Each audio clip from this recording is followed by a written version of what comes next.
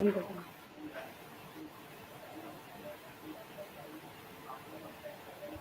Channel पर news India देख रहे हैं आप। आपके साथ मैं हूं निशा सिंह। लगातार ये सवाल बना हुआ है कि आखिरकार किसकी बनेगी सरकार।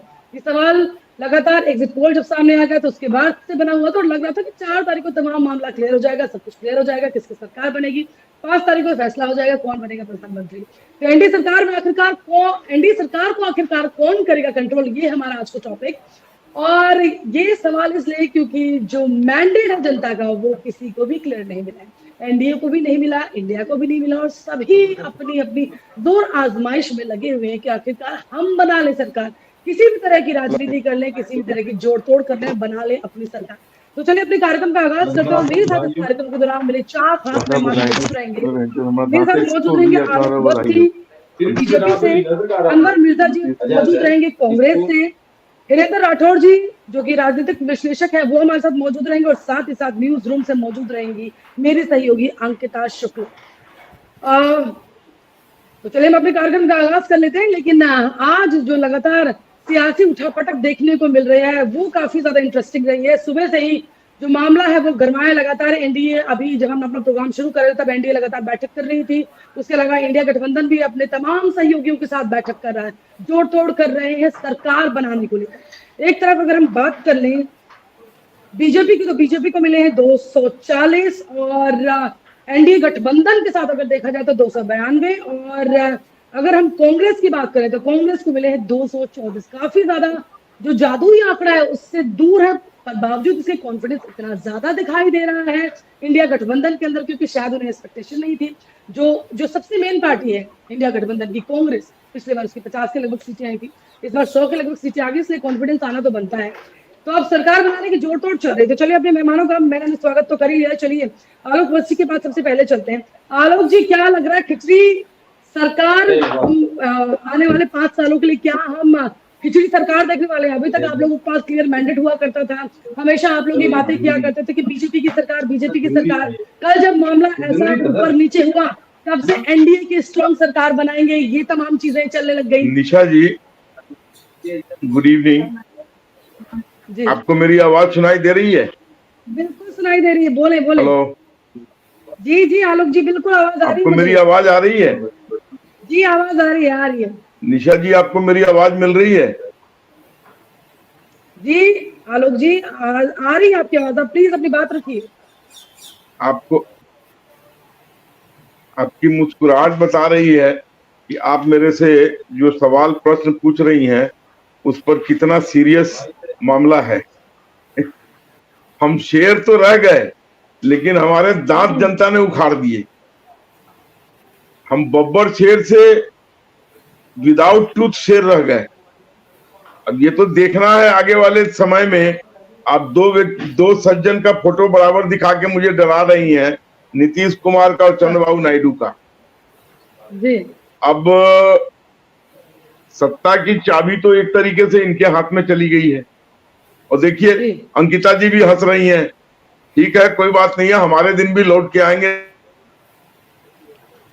कि अब जब तक हमें कहीं से पूरी पुरानी वाली मजबूती नहीं मिलेगी, जब तक हम अपने पुराने जो वादे थे और पुराने जो हमारे काम थे हम उसको उस ढंग से नहीं निभा पाएंगे। अब तो हमें भी देखना है, हमें खुद को परखना है कि हमें कितनी इजाजत मिलती है अपने कार्यों को लागू करने के लिए। और जिस तरीके से बातें हवा में उड़ के आ रही हैं, एंड यू नो पॉलिटिक्स में कौन किससे मैरी कर लेगा, कौन किसको डिवोर्स कर देगा, आज की डेट में ये प्रेडिक्ट करना बहुत मुश्किल काम है। डर लग रहा है ना बहुत, डाइवोर्स ना हो जाए। डर लग रहा है ना बहुत, डाइवोर्स ना हो जाए। अभी तक आप लोग बहुत खुले तरीके से खेले हैं। अरे मैडम, ये डर तो 24 घंटे लगा रहता है जिसके साथ भी आप अलायंस करती हैं। लगा रहे ये जिसके साथ भी आप अलायंस करती हैं, जिसके साथ भी आप अलायंस करें। अब बताइए, सुनने में आ रहा है कि कोई उप प्रधानमंत्री का पोस्ट ऑफर कर रहा है, कोई होम मिनिस्ट्री ऑफर कर रहा है, उसके साथ साथ कुछ और भी ऑफर कर रहा होगा जो हिडन होगा, 200-500 करोड़ रुपया भी दे रहा होगा, जो ऊपरी टेलीविजन पर नहीं बातें बोली जा सकती हैं। तो अभी के डेट में क्या, अब देखिए मैं अपने गृह मंत्री को देख रहा हूं, उनका चेहरा बता रहा है कि उनकी हवाइयां उड़ी हुई हैं। प्रधानमंत्री फिर भी अंदर में जिगरा है, दम रख के अपना बोले जा रहे हैं, लेकिन हवा तो सबकी खिसकी हुई है, मेरी भी खिसक गई। अमित शाह में कल दम तक नहीं मैं है, बब्बर अमित शाह शेर की में दम तरह नहीं है। दहाड़ता था जी। अमित शाह जब तो बहुत दमदार मेजोरिटी व्यक्ति माने मार्च जाते से, हैं आप। नहीं, जब जब मेजोरिटी से हम 30-35 नीचे हैं और हमें दूसरे के ऊपर निर्भर रहना है, तो कितना दिलेरी दिखाएंगे। आप मान लीजिए मुझे छोड़ के कब भाग जाइएगा, मुझे पता नहीं है। कल तो बड़े ढोल नगाड़े बजाए जी? जा रहा था कि हमारी सरकार बन जी। कल जब मैंडेट आया था, अरे मैंडेट मैडम कम था, लेकिन अरे ढोल मैडम, अरे निशा जी, कल तक हम 400 पार वाले थे, आज हम एक तरीके से तड़ी पार हो गए हैं, तो हम क्या करें। ढोल नगाड़े तो हम बजा रहे थे 400 की, लेकिन जनता ने हमारा ही नगाड़ा पीट दिया। खासकर आपके उत्तर प्रदेश ने, जहां हम 75 की बात कर रहे थे, वहां हम 36 पे आ गए। तो naturally I am also human being. मेरे साथ जितने हादसे हुए हैं, तो मेरा इस तरीके से व्यवहार करना तो लाजमी है कि मैं भाई थोड़ा डर गया हूँ, अब मैं डरा हुआ हूँ। नाराजगी आप में भी दिखाई दे रही है, ऐसा लग बागी बिल्कुल आप दिखाई नहीं, दे रही मेरे है। अंदर नाराजगी नहीं है। Please please please don't misquote me. मैं नाराज नहीं हूँ, मैं दुखी हूँ। नाराज नहीं हूं, मैं दुखी हूं कि जनता ने आखिर ये बेहाल क्यों कर दिया, हमारा हाल ऐसा क्यों कर दिया। जी, तो चलिए हमारे साथ 10-20-30 सीट और दे देते तो बात कुछ। जी तो चलिए कहीं ना कहीं आलोक जी, आप हिरेंद्र जी मानते हैं कि चलेगी। नरेंद्र मोदी की गारंटी फेल होते नजर आ रही है? हाँ, एक तरीके से आपकी बात पर मोहर लगा सकता हूं। गारंटी मानते लोग तो ये हालत नहीं करते, जो मध्य प्रदेश वालों ने किया है वैसी हालत रखते। पूरा it would have been much better. पूरा प्रदेश जी, भगवाधारी, पूरा प्रदेश भगवाधारी कहाँ रह गया? उत्तर प्रदेश, मध्य प्रदेश, मध्य प्रदेश भगवाधारी है। मध्य प्रदेश ठीक है, उड़ीसा ठीक है, लेकिन और सब जगह तो गड़बड़ा गया मामला। चलिए हिरेंद्र जी हमारे साथ मौजूद है, उनके पास भी चलते हैं। हिरेंद्र जी, आपको क्या लग रहा है, यहाँ तो बीजेपी से आलोक जी हैं, खुद ही मामला गड़बड़ा गया, गारंटी धरी की धरी रहेगी, 400 का पार का नारा फेल हो गया, आपकी क्या राय है? देखिए, जाहिर सी बात है निशा के जो एनडीए गठबंधन है उसको जोर का झटका जोर से ही लगा है। जैसी उम्मीद थी वैसे नतीजे नहीं आए हैं, और कहीं ना कहीं एनडीए गठबंधन के नेताओं को, खासतौर पर बीजेपी के जो राष्ट्रीय नेतृत्व है उसे ये विचार करना पड़ेगा, और गंभीरता से विचार करना पड़ेगा कि कहाँ चूक रही है, उसको ठीक करना होगा। लेकिन सही बात यह है कि कल जिस तरीके से रोमांच बना हुआ था, जब नतीजे आ रहे थे, वोटों की गिनती चालू थी, और लगातार 12 बजे तक, 1 बजे तक, 2 बजे तक लगातार रोमांच बना रहा। उसी तरीके से अब रोमांच बना हुआ है सरकार के लिए कि सरकार किसकी बनेगी, गठबंधन के कौन सी पार्टी दूसरे गठबंधन में जाएगी। हालांकि फिलहाल अगर देखें हम आज की जो जितना भी घटनाक्रम रहा है, उसको देखते हुए जो एनडीए गठबंधन की जो मीटिंग हुई है, उसे बताया जा रहा है कि 15 दलों का समर्थन एनडीए गठबंधन का अपने पास है, और सभी दलों ने खासतौर पे, चाहे चंद्रबाबू नायडू की पार्टी हो या फिर नीतीश कुमार की जेडीयू हो, सभी लोगों ने सरकार बनाने की और तुरंत सरकार बनाने का विचार व्यक्त किया है। और नीतीश कुमार ने तो बाहर आके भी कहा है कि तुरंत सरकार बनाई जानी चाहिए। तो जिस तरीके की अटकलें फिर भी लगाई जा रही है कि कोई और भी नया चीजें सामने आ सकती हैं, कोई घटना ऐसा हो सकता है जैसे जिसके लिए कि इंडिया गठबंधन को भी कुछ हासिल हो जाए। लेकिन क्योंकि अभी इंडिया गठबंधन की बैठक होनी है, और सभी इंडिया गठबंधन में उनके ज्यादातर नेता जो खड़गे जी हैं कांग्रेस के अध्यक्ष, उनके आवास पर पहुंच गए हैं। तो अभी देखना ये दिलचस्प रहेगा कि वहां पर क्या निकल करके आता है। वीरेंद्र जी, देश की राजनीति की हालत बिल्कुल क्रिकेट की तरह हो गई है, जहाँ पर पल पल लोगों की, जो क्रिकेट प्रेमी होते हैं, उनके दिल की धड़कनें बढ़ी हुई होती है, चौका लगेगा, छक्का लगेगा, आउट हो जाएगा। क्या होगा, देश की राजनीति में इतनी ज्यादा असमानता इससे पहले नहीं दिखाई थी। तो 2014 की बात कर लें, या 2009 की बात कर लें, या 2019 की बात कर लें, जिस तरीके से अभी स्थितियां बनी हुई, धड़कनें काफी ज्यादा बढ़ा दी है इसने।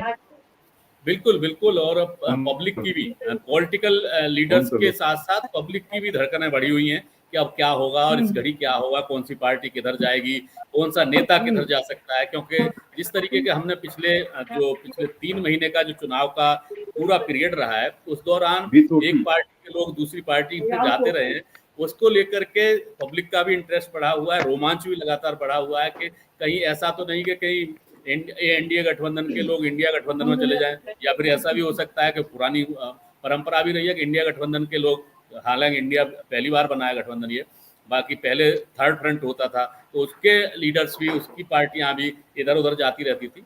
अभी देखना दिलचस्प रहेगा। हालांकि 7 तारीख को एनडीए गठबंधन की जो कोर कमेटी है उसकी मीटिंग होनी है और उसमें फैसला होगा सरकार बनेगी, कब शपथ ली जाएगी और कौन मंत्रिमंडल में शामिल हो सकते हैं। लेकिन फिलहाल जो परिस्थितियां बनी हुई हैं उसके मुताबिक एनडीए गठबंधन की बैठक के बाद लग ये रहा है कि एनडीए गठबंधन की सरकार बन जाएगी, बहुमत है उनके पास, बहुमत से बिल्कुल भी दूर नहीं है। और इंडिया गठबंधन के लोग शायद अभी जो नीतीश कुमार हैं, जेडीयू के नेता हैं और अध्यक्ष हैं, बिहार के मुख्यमंत्री भी, उनके लिए भी बहुत सारी चीजें अपॉर्चुनिटी के द्वार खुले हुए हैं। क्योंकि ये अपॉर्चुनिटीज का आपने यहाँ पर नरेंद्र जी, अपॉर्चुनिटीज का आपने जिक्र किया है। नीतीश कुमार ताला बदलने में काफी माहिर माने जाते हैं, अपना फायदा जहां देखते हैं वहां लुढ़क लेते हैं। अभी क्या स्थिति लग रही है नीतीश कुमार के लिए? आपको क्या लगता है, एनडीए के साथ जाना उनके लिए ज्यादा फायदेमंद होगा या इंडिया गठबंधन के साथ जाना? क्योंकि इंडिया गठबंधन के साथ जाने में थोड़ा सा वैसे फायदा तो है ही, क्योंकि साल 2014 से प्रधानमंत्री बनने की लालसा लिए बैठे हैं। जब मोदी के नाम की अनाउंसमेंट हुई थी कि मोदी प्रधानमंत्री कैंडिडेट है साल 2014 में, तब भी उन्होंने नाराजगी जताई थी और उन्होंने जो गठबंधन था बीजेपी का और जेडीयू का, उसे तोड़ दिया था। तो लालसा उनके तो प्रधानमंत्री की है, बीजेपी के अंदर वो अगर एनडीए गठबंधन के अंदर वो रहते हैं तो जाहिर सी बात है ये लालसा उनकी पूरी होने से रही। तो क्या इंडिया गठबंधन की तरफ भी जा सकते हैं? ऐसा कुछ है जहां वजन वही भजन? निशा, आप एक चीज पर और गौर कीजिए कि जैसे कहा आपने कि एनडीए गठबंधन की सरकार में पीएम नहीं बन सकते नीतीश कुमार, तो इंडिया गठबंधन की में अगर अब परिस्थितियां बदल जाती हैं तो कुछ क्या होता है वो देखने वाली बात होगी। लेकिन नीतीश कुमार ने इंडिया गठबंधन को छोड़ा ही इसलिए था क्योंकि ना तो उन्हें कन्वीनर बनाया जा रहा था और ना ही प्रधानमंत्री का कैंडिडेट घोषित किया जा रहा था। तो इन्हीं सब चीजों की वजह से इंडिया गठबंधन को नीतीश कुमार ने छोड़ा था।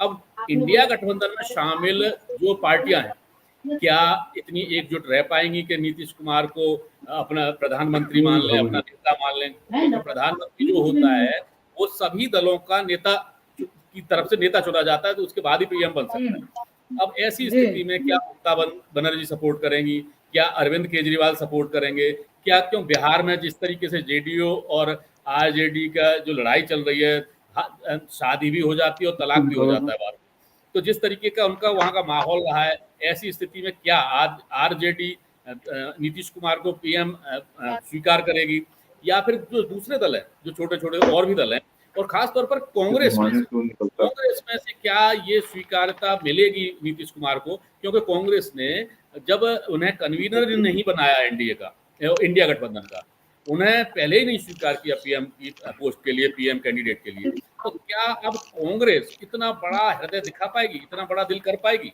सबसे बड़ा सवाल ये है। हालांकि अब कुछ घंटों के बाद वहां से भी कुछ चीजें निकल के आएंगी, क्योंकि अभी बैठक शुरू होने वाली है इंडिया गठबंधन की, तो लोग पहुंच गए हैं, सारी पार्टियों के नेता पहुंच गए हैं। तो अब देखना दिलचस्प रहेगा कि इन दोनों, खासतौर पर इंडिया गठबंधन की जो बैठक है उसमें से क्या कुछ निकल के आता है। निशा जी बिल्कुल, मेरे साथ नहीं सहयोगी अंकिता भी है, अंकिता के पास चल लेते हैं। अंकिता, जो लगातार हम सुबह से देख रहे हैं कि नीतीश कुमार और तेजस्वी यादव एक साथ आए हैं, इस दौरान फ्लाइट में सीटों की अदला बदली हुई, एक साथ बैठे, चाचा को जो है उन्होंने नमस्कार किया। चाचा के लिए कल भी उन्होंने कहा था कि चाचा भले दिल्ली में हो, दिल तो उनका हमारे पास ही है। तो क्या है, दिल टटोलने की कोशिश कर रहे थे क्या तेजस्वी? हाँ जी निशा, बिल्कुल हम कह सकते हैं कि तेजस्वी यादव चाचा का दिल टटोलने की कोशिश कर रहे हैं, लेकिन लगातार नीतीश कुमार की तरफ से बयान सामने आया है कि वो एनडीए गठबंधन को नहीं छोड़ने वाले हैं, वो एनडीए के समर्थन में ही रहेंगे और वो एनडीए के साथ ही आगे की जो भी कार्यवाही या जो समर्थन होगा वो अपना समर्थन एनडीए को ही देंगे। तो आपको बता दें कि निशा, नीतीश कुमार के पास कुल बिहार की 12 सीटें हैं और ये 12 सीटें एनडीए के लिए काफी महत्वपूर्ण है। निशा बिल्कुल, तो 12 सीटें निशा, हैं और मैं यहाँ 12 ये आपको एक और बात बताना चाहूंगा जो सबसे बड़ी बात है कि हम्म, राष्ट्रपति ने 7 जून को 5 बजे का समय दे दिया है एनडीए गठबंधन के हम्म, सांसदों को मिलने के लिए। दूसरी बात यह जी है कि आज की बैठक में एनडीए की जो बैठक हुई है उसमें प्रधानमंत्री नरेंद्र मोदी को सर्वसम्मति से नेता चुन लिया गया है सांसदों के दल का। तो ये दोनों बड़ी बातें हैं कि एक पहले नेता चुना जाना नरेंद्र मोदी जी का, और फिर 7 जून का समय दिया जाना राष्ट्रपति की ओर से।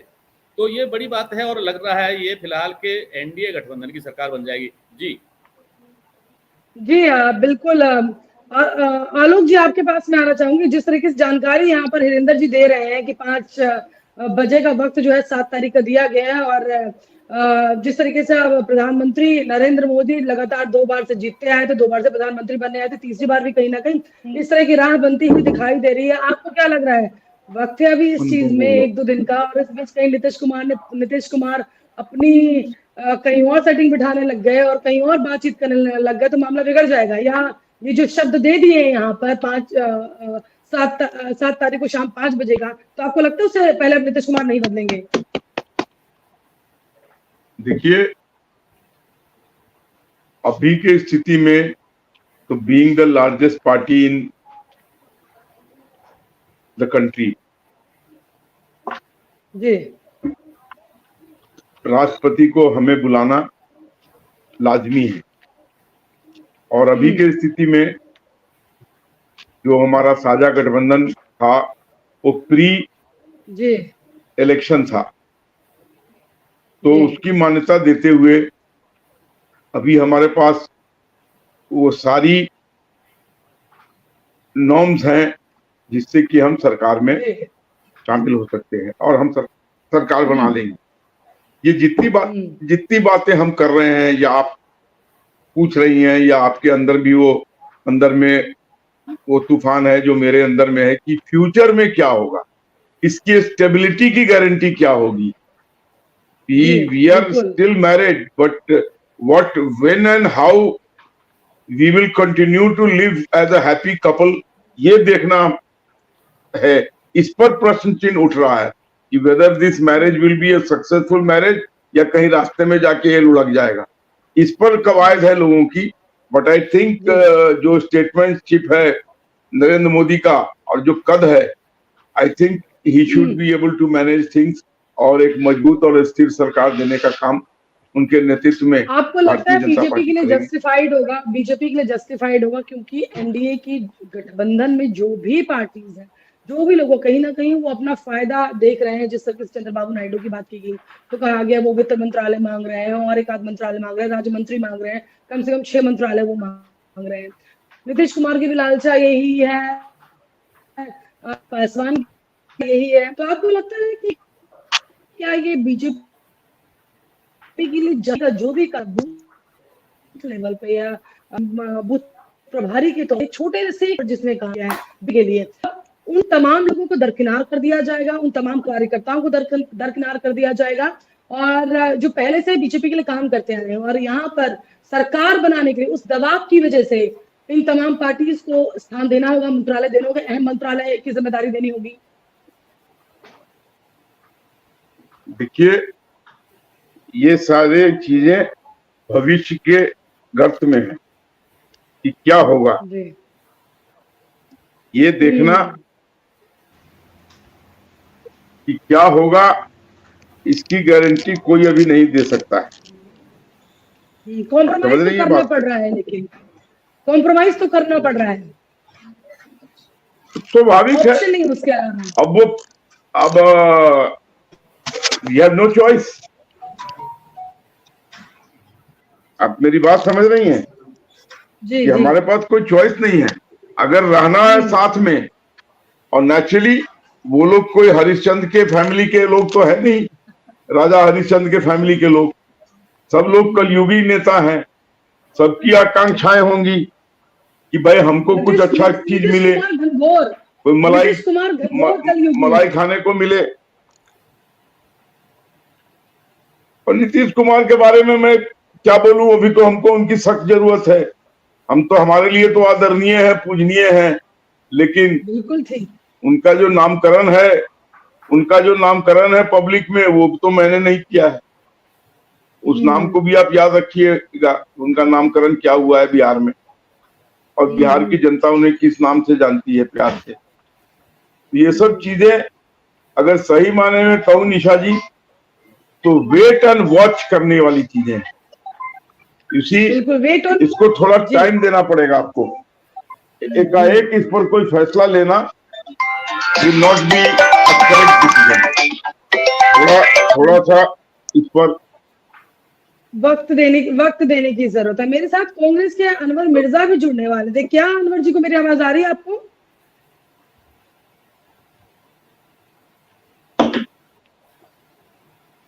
चलिए, अनवर मिर्जा जी के साथ अभी तक हमारा संपर्क नहीं हो पाया। कोशिश करेंगे उनसे भी बातचीत करने के लिए, उनकी पार्टी का क्या पॉइंट ऑफ व्यू है, वो किस तरीके से सरकार बनाने को लेकर क्या कुछ काम कर रहे हैं, इस पर भी बातचीत करेंगे। लेकिन अब अनवर जी नहीं तो हिरेंद्र जी के पास भी चलते हैं। हिरेंद्र जी, मैं आपसे जानना चाहूंगी, हम कॉम्प्रोमाइज की बात कर रहे थे कि बीजेपी को कॉम्प्रोमाइज तो करना पड़ेगा। कांग्रेस के बारे में आपका क्या ख्याल है? मंशा राजनीतिक वो जता रहे हैं, दिखा रहे हैं कि हम सरकार बनाएं, खूब खुश है। चलिए, समझते हैं कि कांग्रेस को 50 से उनका नंबर जो है वो 100 आ गया है, वो हम इस बात को समझ रहे हैं। लेकिन मैं आपसे ये समझने की कोशिश कर रही हूँ कि जो उनके नंबर से ऑलरेडी इतनी ज्यादा कम है कि वो जोड़ तोड़ करके भी आखिरकार सरकार बनाएंगे, तो बनाएंगे कैसे? कॉम्प्रोमाइज कह रहे हैं, इसको राजनीति में गठबंधन धर्म कहते हैं। बस शब्दों का फर्क है, अर्थ उसका एक ही हो सकता है। तो गठबंधन धर्म ये कहता है कि प्रतिनिधित्व हर दल को दिया जाए। अब ये बात अलग है कि जब जरूरत ज्यादा होती है तो डिमांड भी ज्यादा होती है। तो जब डिमांड ज्यादा होती है तो उनकी पूरा भी करना पड़ता है। ऐसी बात है। इसमें मुझे ये लग रहा है कि एनडीए गठबंधन में बहुत ज्यादा मंत्रालयों को लेकर के उठापटक होना मुश्किल है, नजर आ रहा है। अगर नीतीश कुमार बहुत बड़ा कुछ मांगते हैं तो ज्यादा से ज्यादा डिप्टी पीएम मांग सकते हैं, तो उन्हें डिप्टी पीएम पोस्ट देना एनडीए गठबंधन के लिए कोई मुश्किल नहीं होगी, और इसमें कोई भी गलत भी नहीं होगा, क्योंकि ये पोस्ट, ये पद पहले से रहता आया है, कोई नया वो नहीं होगा। अगर दूसरे मंत्रालयों की बात, हालांकि ये सेरेमोनियल पद है, और ये पद सेरेमोनियल है, इसका कोई सैंक्टिटी नहीं है लीगल। उसको भी दिया जा सकता है जो मंत्रालय जो मांग सकते हैं। लेकिन क्या नीतीश कुमार बिहार के सीएम की पोस्ट छोड़ना चाहेंगे? सबसे बड़ा सवाल ये रहेगा, क्योंकि डिप्टी पीएम पोस्ट के लिए सीएम की पोस्ट छोड़ना उनके लिए भी मुझे लगता है कि मुश्किल रहेगा। और पीएम उन्हें ना तो एनडीए गठबंधन में मिलना है और ना ही इंडिया गठबंधन में मिलना है। तो ऐसी स्थिति में अब नीतीश कुमार अपनी छवि को और ज्यादा खराब करना नहीं चाहेंगे, मुझे ऐसा लगता है, और वो एनडीए गठबंधन में बने रहेंगे। और जैसा कि उनका बयान भी आया है, पहले कल भी बयान आया था और आज भी बयान आया है कि तुरंत सरकार बनानी चाहिए एनडीए गठबंधन को। और रिटर्न में जो 15 छवि को बदलने की कोशिश करेंगे नीतीश कुमार, जो उनकी छवि लगातार पाला बदलने की बनी हुई। चाचा तो सभी के हैं, चाचा के लिए तो सभी के दरवाजे जो है खुले रहते हैं और चाचा कहीं भी चले जाते हैं। तो क्या इस इमेज को बदलने की कोशिश है अपने इस स्टेप के जरिए? क्योंकि लगातार केसी त्यागी बयान दे रहे हैं कि हमारा अंतिम फैसला, ये हमारा आखिरी फैसला, हम एनडीए के अलावा किसी और के साथ नहीं जाने वाले हैं।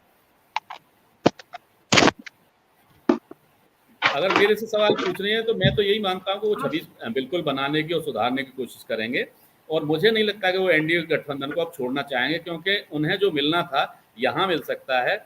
इंडिया गठबंधन में मुश्किल नजर आती है कि उन्हें कुछ और ज्यादा, इससे ज्यादा कुछ मिल सकता है।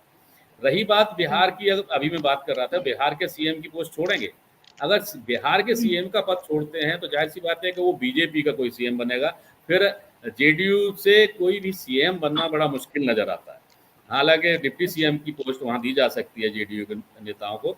तो ये आने वाले भविष्य के गर्त में छुपा हुआ है कि क्या होगा। लेकिन फिलहाल 7 तारीख के बाद, यानी कि परसों के बाद या परसों शाम तक, रात्रि तक, ये थोड़ी चीजें और स्पष्ट हो जाएंगी 7 तारीख तक कि एनडीए गठबंधन में क्या होगा, सरकार बनेगी तो कौन मिनिस्टर हो सकता है, और ज्यादा स्पष्ट हो जाएगा। निशा, चंद्रबाबू नायडू के बारे में क्या ख्याल? क्योंकि वो हमेशा से ऐसे एक बहुत क्लियर कट ऐसे नेता माने जाते रहे जो कि अपनी बात रखते हैं और उनकी बात पूरी होती नहीं दिखाई देती तो फिर वो दूसरी तरफ खिसक भी लेंगे, ऐसा भी कुछ है? चंद्रबाबू नायडू भी आज की बैठक में शामिल हुए एनडीए गठबंधन में, और अभी तक फिलहाल ऐसा कुछ नजर नहीं आया है। अगर ऐसा कुछ होता तो जाहिर सी बात है कुछ और बातें भी बाहर आ जाती, क्योंकि ये सब चीज़ें जो होती हैं वो राजनीति में ज़्यादा देर अंदर रुक नहीं पाती हैं, छुप नहीं पाती हैं, क्योंकि राजनीतिक लोग कितना भी छुपा करके कुछ भी करें लेकिन बाहर चीज़ें आ ही जाती हैं। तो अभी फिलहाल जो है एनडीए गठबंधन में टूट नजर नहीं आ रही है और इंडिया गठबंधन भी एकजुट बना हुआ है। अब कोशिश इंडिया गठबंधन की यही रहेगी कि अगर कुछ कैसी भी परिस्थिति बन सकती है तो सरकार बनाए, लेकिन अभी फिलहाल ये अभी बैठक के बाद पता पड़ जाएगा। अभी 2 घंटे में स्पष्ट हो जाएगा। इंडिया गठबंधन की बैठक शुरू हो गई है खड़गे जी के आवास पे, कांग्रेस के जो अध्यक्ष हैं, तो उसके बाद ये स्पष्ट हो जाएगा कि इंडिया गठबंधन क्या डिसीजन लेने जा रहा है और किस किस के संपर्क में आपको क्या लगता है जो इंडिया गठबंधन क्या वो शांत बैठने वाला है? क्योंकि दिन और तारीख जो है तय हो गई है कि 7 तारीख शाम 5 बजे का वक्त होगा जब अपना मैंडेट यहाँ पर वो करने की कोशिश करेंगे, पटल पर रखने की कोशिश करेंगे कि उनके पास तमाम पूरे नंबर्स हैं। क्या इस बीच जो इंडिया गठबंधन है वो कोशिश नहीं करेगा तोड़ने की नीतीश बाबू को, चंद्रबाबू इंडिया गठबंधन तोड़ने की भी कोशिश कर सकता है, क्योंकि राजनीति में हर सब चीजें संभव होती हैं और राजनीति में किसी भी चीज को एक वो नहीं माना जाता है कि गलत है। तो इंडिया गठबंधन के नेता कल से ही संपर्क में है, चंद्रबाबू नायडू के भी संपर्क में है, शरद पवार जी ने भी संपर्क किया है, अखिलेश यादव ने भी संपर्क किया है, नीतीश कुमार के संपर्क में भी है इंडिया गठबंधन के कई नेता। तो करना और उन चीजों को तालमेल के साथ किसी निर्णय पर ले जाना, डिसीजन पर ले जाना, बहुत अंतर होता है। हालांकि अभी बैठक के बाद हो सकता है कि इंडिया गठबंधन भी राष्ट्रपति से मिलने का समय मांगे, अपना दावा पेश करने के लिए समय मांगे, तो ये भी चीजें सामने आ सकती है। लेकिन अब ये बैठक के बाद निकल के आ पाएगा कि क्या होता है। फिलहाल तो अभी देखते हैं, क्योंकि रोमांच बना हुआ है। दोनों ही गठबंधन जो है वो अपने हर पैंतरे को आजमाना चाहते हैं, हर तरीके से अपनी सरकार बनाना चाहते हैं। फिलहाल दोनों ही गठबंधन, हालांकि जो अंतर नजर आ रहा है इंडिया गठबंधन के साथ वोटों का और सीट्स का, तो वो बहुत बड़ा अंतर है। और जब तक चंद्रबाबू नायडू और नीतीश कुमार दोनों उनके साथ नहीं जाते हैं तब तक इंडिया गठबंधन की सरकार बिल्कुल भी नहीं बन पाएगी, क्योंकि कहीं भी कुछ भी हो सकता है। इस वजह से दोनों को तोड़ पाना फिलहाल की दृष्टि से जो आज का घटनाक्रम है उसके हिसाब से थोड़ा मुश्किल नजर आ रहा है। जी निशा, बिल्कुल जोड़ तोड़ की जो है राजनीति हो रही है इस वक्त, लेकिन क्या होगा ये आने वाला वक्त बताएगा। मैं आपके पास आलोक जी एक बार फिर से आना चाहूंगी और आपसे समझना चाहूंगी, मलाई हर कोई खाना चाह रहा है, मंत्री पद सभी लोग चाह रहे हैं, आपको क्या लगता है नीतीश बाबू चंद्रबाबू नायडू की तरफ से, और आप भी इस बात का जिक्र कर रहे हैं कि कहीं ना कहीं आप लोगों से भूल हुई है, 400 पार का नारा दिया था, ओवर कॉन्फिडेंस हो गए थे, नई चीजें समझ में आई, लेकिन अब आपको लग रहा है कि 5 साल सरकार को चला पाना आसान रहेगा? क्योंकि नीतीश कुमार पाला बदलने के लिए माने जाते हैं और 5 साल तक उन्हें बनाए रखना, क्योंकि कहीं ना कहीं राजनीतिक मंशा वो बार बार अपनी जाहिर करते रहेंगे, तो ऐसी सरकार कैसे चल पाएगी? और फिर कहीं ना कहीं आप लोगों को अपनी चीजों के साथ कॉम्प्रोमाइज करना पड़ेगा। और जो 10 साल में जो बीजेपी सरकार जिस तरीके से रही है, जो रवैया, जो बिहेवियर बीजेपी सरकार कर रहा है, उनके लिए काफी मुश्किल हो सकता है, क्योंकि कहीं ना कहीं खुला खेलने की आदत थी उन्हें। देखिए निशा जी, ये जितनी संभावनाएं आपने व्यक्त की हैं वो भविष्य के गर्त में, एट प्रेजेंट उस पर कुछ भी कहना बेमानी होगा। हमको वेट और वॉच करना होगा कि वो कौन आदमी कैसा बिहेवियर दिखा रहा है। अगर वो सेटिस्फाइड हैं जो कुछ वो मांगते हैं मोदी जी से, तो गाड़ी सही चलती रहेगी। नहीं अगर सेटिस्फाइड है तो उसका हद से क्या होगा ये मुझे बताने की आपको जरूरत नहीं है। अगली तरफ आप डल झील में एक नाव में सैर कर रहे हैं, उस नाविक से खटपट हुई तो दूसरा नाव बगल में लेके खड़ा है कि भैया इसमें आ जाओ, लेकिन सैर करो डल झील का ही, इस नाव में बैठ जाओ। ये तो आप देख ही रही है। उनके पास हालांकि नंबर इन लोगों के जाने से भी पूरा नहीं होता है, लेकिन फिर मैंने कहा ना कि who will get divorce and who will get married, ये आज के इंडियन पॉलिटिक्स में कहना बहुत ही डिफिकल्ट। सुचिता, संस्कार, इस पर राजनीति होना बहुत पहले बंद हो गया है। अब ये संभावनाओं का खेल है और पॉलिटिक्स ऑफ परसेप्शन का है, अब पर्सनल गेन का है। तो इसलिए अब कुछ कहना बड़ा मुश्किल काम है। इसलिए मैं इतना ही कहूंगा, जैसे हम वेट कर रहे हैं वैसे आप भी वेट कीजिए। आलोक जी, उसके अलावा कोई मैरिज और डिवोर्स अगर निशा, छोड़ दिया जाए और माफी अगर चाहूंगा, प्रधानमंत्री मुझे की निकलना होगा, तो मैं माफी चाहूंगा।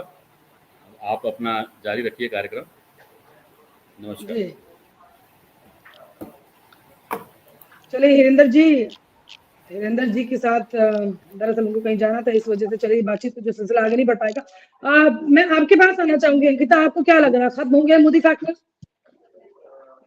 जी मुझे अकॉर्डिंग टू मी मुझे तो ऐसा नहीं लगता, क्योंकि जिस हिसाब से एनडीए का जो आंकड़ा है, जो 290 प्लस सीटें है उनके पास, और वहीं अगर हम इंडिया गठबंधन की बात कर ले तो उनके पास 230 प्लस सीटें हैं। अगर नीतीश कुमार, अगर नायडू, अगर ये दोनों जुड़ भी जाते हैं तो इंडिया गठबंधन के पास वो आंकड़ा अभी पार नहीं कर सकता इंडिया गठबंधन, और कहीं ना कहीं वो बीजेपी या एनडीए से वो कहीं ना कहीं भी पीछे ही रह सकता है।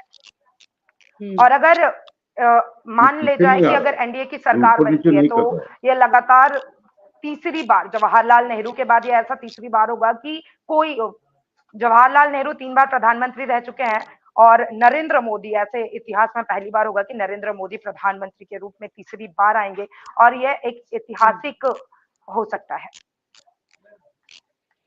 हरियाणा की अगर राजनीति की बात करूंगी तो आपसे, तो हरियाणा की राजनीति के बारे में बताया, 5 सीटें हार चुकी है बीजेपी। काफी ज्यादा गुस्सा, काफी ज्यादा नाराजगी थी लोगों में हरियाणा में, क्योंकि मनोहर लाल खट्टर अपनी सीट निकाल ले गए। हाँ, हरियाणा में तो 50-50 वाला सिचुएशन देखा जा सकता है निशा जी। जैसे कि हिसार, सिरसा, रोहतक, अंबाला और सोनीपत की बात कर ली जाए तो यह सभी जगहों पर कांग्रेस ने बाजी मार ली है। वहीं अगर भिवानी, गुड़गांव, फरीदाबाद और करनाल कुरुक्षेत्र की बात कर ली जाए तो वहां बीजेपी ने अब बाजी मारी है। वहीं फरीदाबाद में ऐसे कयास लगाए जा रहे थे कि महेंद्र प्रताप सिंह वो जीत सकते हैं, लेकिन कृष्णपाल गुर्जर भी इस बार बाजी मार ले गए। लगातार वह 2 बार से फरीदाबाद से सांसद रहे थे और तीसरी बार भी वह फरीदाबाद से बहुमत में जीत हासिल कर चुके हैं। निशा, बिल्कुल, तो हरियाणा की राजनीति में काफी ज्यादा उठापटक हुई है। 10 की 10 सीटें पिछली बार बीजेपी ने अपने नाम की थी, लेकिन इस बार 5 सीटें गंवानी पड़ी। नाराजगी जरूर देखने को मिली है। मोदी फैक्टर कम हुआ है, नहीं हुआ है, मोदी फैक्टर है, मोदी वेब है या नहीं है, ये हम जानने की कोशिश करते हैं हमारे मेहमान से, जो कि बीजेपी की तरफ से हमारे साथ बने हुए हैं, आलोक जी मोदी फैक्टर है अभी भी? क्योंकि 240 सीटें, 245 सीटें तो आप लोगों ने जीती ही हैं, उसमें कहीं ना कहीं मोदी का ही नाम है, क्योंकि नाराजगी बहुत ज्यादा थी बीजेपी के खिलाफ। अगर सबसे कम नाराजगी थी वो थी मोदी के खिलाफ। आपकी राय? देखिए मैडम, जितने भी लोग जीते हैं कुछ को छोड़ के, most of them have one on the Modi factor. और जैसा कि मैंने आपसे कहा, अगर हम सीटें बदल के नए चेहरों को लड़ाते तो शायद हमारी ये स्थिति नहीं होती। People were against Nisha Singh, they were not against Narendra Modi. तो जो ये परसेप्शन आ गया कि 400 तो आ ही रहा है, एक निशा जी को पार्लियामेंट नहीं भेजेंगे तो कोई फर्क नहीं पड़ता है, 400 तो आ ही रहा है, कि निशा जी को सबक सिखा दो, ये दो बार से जीत कर कुछ नहीं कर रही। तो ये इंडिया शाइनिंग फैक्टर हो गया। ये आप समझ रही हैं? Do you remember India shining factor Vajpayee ji के समय? Were you too small that time? Vajpayee ji का इंडिया शाइनिंग में घुस गया सारा मामला। तो ये 400 पार जो है, ये हमारे लिए अच्छा की जगह बुरा बहुत जगह साबित हो गया, जहां लोगों ने वहां के एमपी को सबक सिखाने के लिए बोला कि 400 तो आ ही रहा है, इसको सबक सिखा देते हैं। तो कहीं ना कहीं और जो जीते हैं कि 400 पार वाला नारा आप लोगों पे ही उल्टा पड़ गया। हाँ बिल्कुल बिल्कुल बिल्कुल। अब भी अगर सच्चाई नहीं कबूलेंगे, अरे कल परसों तक तो मैं आप ही के चैनल पे बोल रहा था कि 400 पार जाने से हमें कोई नहीं रोक सकता है, और शायद आप ही एंकरिंग कर रही थी। पर अब भी अगर मैं वही गलठोटी करूंगा तो आप हमको कहिएगा कितना झूठा आदमी है, अभी भी उसी खड़ा हुआ है। Now we should be, debating on facts and figures and on what is the realities. तो मैं उतना जमीर को मार के डिबेट करने वाला व्यक्ति नहीं हूँ। I work on realities also. तो आपको लगता है कि जो जनप्रतिनिधि था, स्पेशली पर्टिकुलरली आप बोल रहे हैं कि कहीं ना कहीं ओवर कॉन्फिडेंस में नजर आया, और ये था कि चलो ठीक है, मोदी जी की वजह से हम तो जीत ही रहे हैं, 400 पार तो हम कर ही लेंगे, इसकी वजह से जो खामियाजा है बीजेपी को, जितने कम नंबर आए, इसका खामियाजा, जनप्रतिनिधि के ओवर कॉन्फिडेंस का खामियाजा, उसकी काम ना करने का खामियाजा। यस, बिल्कुल। वो एक्स फैक्टर हमारे लिए माइनस फैक्टर हो गया। तो फिर किस तरीके से आगे इस पर काम करेंगे, क्योंकि कहीं ना कहीं अब तलाशने की और टटोलने की जरूरत है। और दूसरी सबसे बड़ी बात, जो हमारे अध्यक्ष ने कहा या नहीं कहा, मैंने तो वो खैर क्लिप सुना नहीं था, कि we don't need RSS. RSS is the backbone of BJP. हमें पैदा किया है आरएसएस ने, हम उसकी गोद में खेलकर पड़े पड़े हैं, और उसी को हम छोड़ देंगे? तो उन्होंने भी हमें छोड़ दिया। Believe me Nisha ji, believe me Ankita, district wise जो बीजेपी के आरएसएस के लोग थे वो शिथिल हो गए इस सेंटेंस के बाद। जो उनका एक्टिवनेस था वो कुंद हो गया। And this has also contributed as a major factor in our losses. और इस बात को जनता ने भाप लिया। जनता ने भी भाप लिया, हाँ, कुछ हद तक भाप लिया कि आरएसएस वाले क्यों घर बैठे हुए हैं। और आरएसएस जो इतना वाले एक्टिव होते थे, दिखा दिया बीजेपी को, हाथ खींचकर दिखा दिया कि आप हमारे बिना क्या हैं। सर्टेनली अब हमको नए सिरे से इस पर विचार करना होगा, नए सिरे से मंथन करना होगा, नए सिरे से अपने कैरेक्टर को बदलना होगा। हरियाणा में विधानसभा चुनाव भी आपको नहीं लगता कि बहुत ज्यादा सुधार की इस वक्त जरूरत है, क्योंकि जीती जिताई सीट, पिछली बार 10 सीटें थी, इस बार 5 सीटें बाकी रह गई। मैं आपके चैनल पे एडमिट कर रहा हूँ कि हमें अपने व्यवहार में आमूलचूल परिवर्तन करना होगा, आमूलचूल। तभी हम जाके कुछ कर सकने की स्थिति में होंगे, अदरवाइज नो। आपको क्या लगता है, स्पेशली कि मैं हरियाणा की बात कर रहा हूं, हरियाणा में किसी पे खामियाजा भुगतना पड़ा है, किसान मुझे 7 बजे से दूसरे चैनल पे है जी। हाँ जी, क्या कह रहे हैं? एक बार फिर से रिपीट कीजिए, क्या बोला आपने? जी, मैं कह रही हूँ, अगर स्पेशली मैं हरियाणा लेवल पे बात करूं, तो आपको क्या लगता है हरियाणा में कहाँ कमी रहेगी? क्या किसानों की जो नाराजगी का मुद्दा था, जो 750 किसान जो आंदोलन उन लोगों ने किया था, उनकी जानें चली गई। ये निशा जी, ये जो फैक्टर्स थे वो ऑल ओवर इंडिया लागू थे, और उसमें एक एडिशनल फैक्टर हरियाणा में किसान का मुद्दा और पहलवान का मुद्दा ऐड हो गया। अरे वी आर लकी इनफ कि हम 5 सीट जीत गए। मुझे तो अनुमान था कि क्लीन स्वीप होगा, वहां हम 0/0 पे आउट हो जाएंगे, लेकिन thanks to our cadre, thanks to our workers, जो उन्होंने वहां पर इज्जत साख बचाई रखी कि 50% पे हम आके टिके। नहीं तो आपने देखा होगा जिस तरीके से हंगामा मच रहा था चारों तरफ कि पहलवान बेटियों के साथ कितना अन्याय कर दिया, और इस देश की जनता का मुझे समझ में नहीं आता है। अब पहलवान की बेटियों के साथ अन्याय किया, ब्रजभूषण सिंह ने, उसकी टिकट हमने काट दी, उसके बेटे को टिकट दे दिया। यूपी में बड़े बड़े दिग्गज हार गए और उनका बेटा जीत के आ गया। तो वहां के लोगों के नजर में इसका मतलब ब्रजभूषण सिंह ने कुछ गलत किया ही नहीं। क्या बताएं, ये देश की जनता का मूड और मिजाज भांपना मेरे जैसे छोटे आदमी के लिए बड़ा मुश्किल काम। लेकिन बीजेपी के लिए क्या लग रहा है? बीजेपी अब जिस तरीके से गठबंधन बनता हुआ नजर आ रहा है, और जैसा कि आप लोगों के पास बीजेपी के पास अभी कोई चॉइस नहीं एक्सेप्ट अपीजमेंट, लुभाने का, मानने का। अब कितने हद तक जाके ये रस्सी, ये डोर कितनी खिंचती है, अपने साथियों को देखते हुए ये डोर कितनी खिंचती है, करने के तरीके को बदलना होगा। ये उस पर डिपेंड करेगा, ये डोर कितनी खिंचती है। तो नहीं, ये डोर कितनी खिंचती है इस पर डिपेंड करता है। ये डोर कितनी खिंचेगी इस पर डिपेंड करेगा सारा चीज। अगर ये इतना तो खिंच जाएगा ये टूट ही जाए। अब ये कह सकते हैं, अब ये कह सकते हैं कि मेन पार्टी तो बीजेपी है, लेकिन जो भी फैसले होंगे उन फैसलों में उतनी ज्यादा उनके परसेंटेज या मैंने आपसे निशा जी, अगर आप मेरी बात को ध्यान से सुनी होती, ये ओपनिंग कमेंट मेरा क्या था कि बब्बर शेर से हमें टूथलेस शेर बन गए। शेर हैं लेकिन मेरे दांत ही गायब है। तो बगैर दांत का शेर और काम करेंगे, गिद्दड़ में क्या अंतर है? लगती है आप कैसे आगे काम करेंगे, क्या किस तरह से गलती? अरे अगर वही पुरानी बर्बरता रहती तो हम छोड़ते थोड़े किसी को, जिसको पाते उसी को दबोच देते, दबोच ही रहे थे। जितने ये अपराधी थे, जितने ये भारत का पैसा लूटने वाले थे, सबको दबोच रहे थे। लेकिन अब हम you know word called Trojan horse, अब हम एक ट्रोजन हॉर्स हैं। बचपन में आपने पढ़ा होगा ट्रोजन हॉर्स के बारे में। We are like a Trojan horse now, that's it, and there is no harm in accepting the fact. Can you leave me now because I am on another channel from 7 o'clock? जी जी जी जी जी जरूर जरूर जरूर। तो हमारे साथ हमारे जो तमाम मेहमान थे। Can I leave now? जी जी जरूर जरूर जरूर।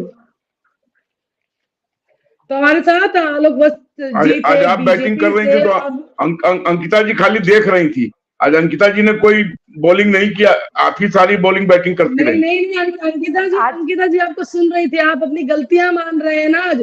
तो आज हमारे पास बोलने के लिए कुछ रहा नहीं, क्योंकि इंसान सवाल उससे पूछता है जो डिफेंड करता है। आप इस बात को स्वीकार कर गए कि हाँ जी हमसे गलती हुई, हमने 400 पार का नारा दे दिया, ओवर कॉन्फिडेंस हम हो गए।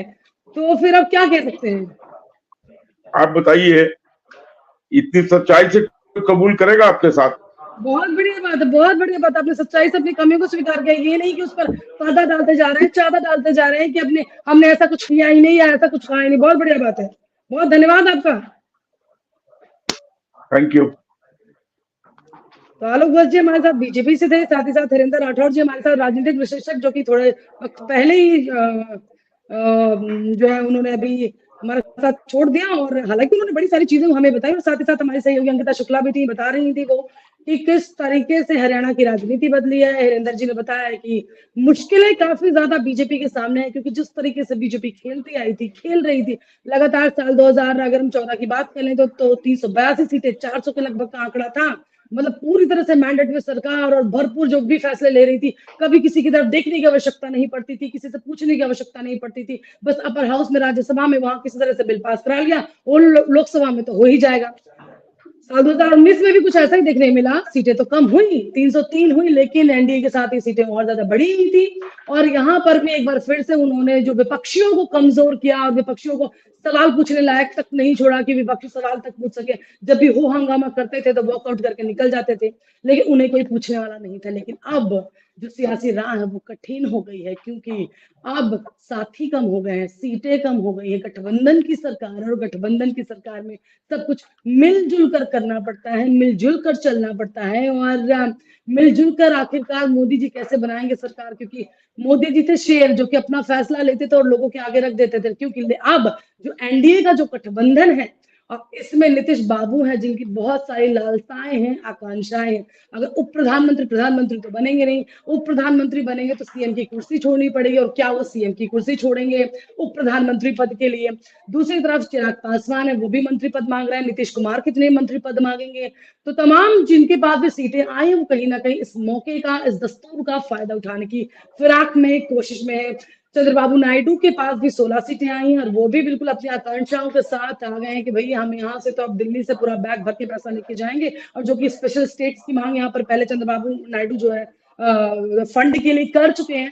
तो इस बार उन्हें मिलेगा नहीं मिलेगा, ये वक्त बताएगा। 7 तारीख को 5 बजे के लगभग यहाँ पर अपना मत, अपना मैंडेट, अपनी संख्या जो है प्रधानमंत्री मोदी जी को जो है रखनी है। और उसके बाद वो प्रधानमंत्री बनेंगे नहीं बनेंगे, इस बीच भी साठगांठ बहुत ज्यादा होगी, क्योंकि जो इंडिया गठबंधन है वो भी लगातार कोशिशें कर रहा है कि नंबर्स तो हालांकि उनके पास कम है, लेकिन कोशिशें भरपूर है। शायद इस वजह से वो काफी हवाई बातें इसलिए भी कर रहा है, क्योंकि जो इसमें जो सबसे बड़ी पार्टी है वो है कांग्रेस पार्टी। और कांग्रेस पार्टी कहीं ना कहीं पिछली बार जो 50 सीटें आई थी उसकी डबल सीटें हुई। समाजवादी पार्टी जो कि उत्तर प्रदेश में अपना जनाधार खो चुकी थी, बसपा इसके पहले ही खो चुकी थी, बसपा के भी काफी कम नंबर्स आए, लेकिन एक बार फिर से समाजवादी पार्टी ने वापसी की और वापसी करते के साथ बुलडोजर बाबा को उन्होंने हिला कर रख दिया, बता दिया कि हमें कमजोर ना समझा जाए। लोकसभा में जिस तरीके से रिजल्ट आए वो विधानसभा के रिजल्ट्स को भी कहीं ना कहीं इफेक्ट करते हैं और ये दिखाते हैं कि नाराजगी लोगों में बीजेपी सरकार के प्रति है, फिर चाहे वो मोदी जी हो या फिर योगी जी हो, क्योंकि इन दोनों की जो जुगलबंदी बनती थी, जो दोनों का नाम साथ में आता था, ये बड़ा अहम हो जाता था कि लगता था कि इन दोनों की जोड़ी, एक जो है उत्तर प्रदेश जीत लेंगे और एक इंडिया जीत लेंगे, तो यहाँ पर एक जो है पूरा देश, मोदी जी पूरा देश जीत लेंगे। लेकिन अब यहाँ पर जैसे सीटें उत्तर प्रदेश में घटी हैं, ये अपने आप में एक सवाल अब खड़े कर रही हैं बीजेपी पर और उनके जनाधार पर, मोदी वेब पर। तो ये तमाम चीजें हैं और इस पर विचार करने की जरूरत है। 7 तारीख जो है वो तय करेगी कि आखिरकार अगली सरकार प्रधानमंत्री नरेंद्र मोदी की बनेगी कि नहीं बनेगी। और जो इंडिया गठबंधन है वो भी लगातार जोर आजमाइश करेगा ही करेगा कि उनके पाले में नीतीश बाबू आ जाएं, चंद्रबाबू नायडू आ जाएं। क्या कुछ लालच उन लोगों को दिया जाएगा, मंत्री पद का दिया जाएगा, प्रधानमंत्री पद का दिया जाएगा, क्योंकि यहाँ पर प्रधानमंत्री पद के दावेदार बहुत सारे हैं। तो वही हम लगातार बात कर रहे थे, हमारा आज का टॉपिक भी था कि एनडीए सरकार को कौन करेगा कंट्रोल। चंद्रबाबू नायडू करेंगे, नीतीश कुमार करेंगे, या फिर नरेंद्र मोदी कंट्रोल करेंगे, या फिर इस बार प्रधानमंत्री का चेहरा बदलने वाला, ये वक्त बताएगा। चलिए आज के लिए इतना ही, नमस्कार।